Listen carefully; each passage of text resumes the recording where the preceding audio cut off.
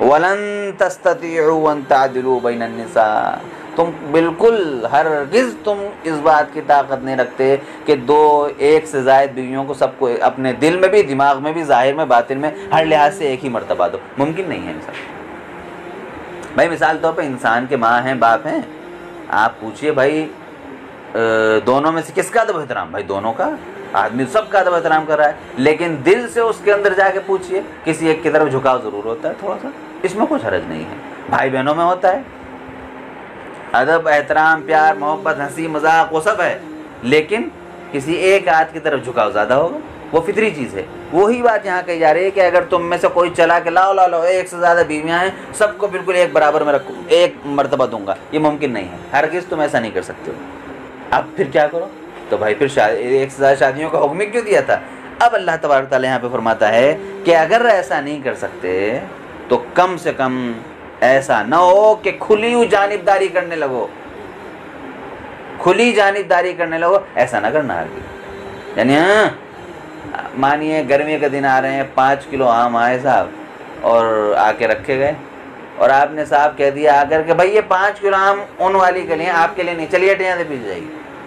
اب یہ تو بھائی بڑی بری بات ہے. تو کھلی ناانصافی ہونے لگے. تو فرمایا گیا کہ اس طرح کی حرکتیں نہ ہونی چاہیے، اور اس کا شدید عذاب جو ہے وہ رکھا گیا ہے، مقرر کیا گیا ہے. اللہ کے رسول صلی اللہ علیہ وسلم نے فرمایا تھا، معراج پر میں نے دیکھا ایک آدمی کو جس کے جسم کا ایک طرف کا حصہ وہ زمین پہ گھسٹتا ہوا آ رہا، ایک حصہ صحیح ہے.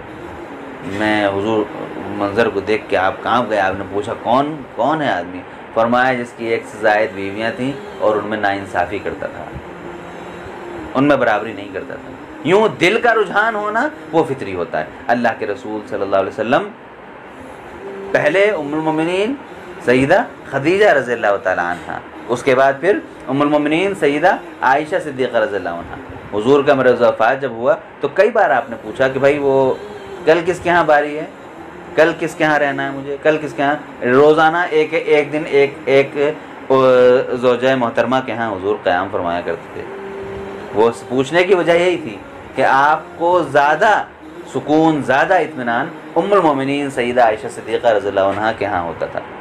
ان کے گھر میں آپ کو زیادہ سکون ملتا تھا. فطری طور پر کسی ایک کی طرف رجحان ہونا وہ غلط نہیں ہے، وہ فطرت ہے، اس پہ آپ کچھ کر بھی نہیں سکتے. لیکن صاف بالکل کھلی ناانصافی ہونے لگے، وہ بڑی بری بات ہے.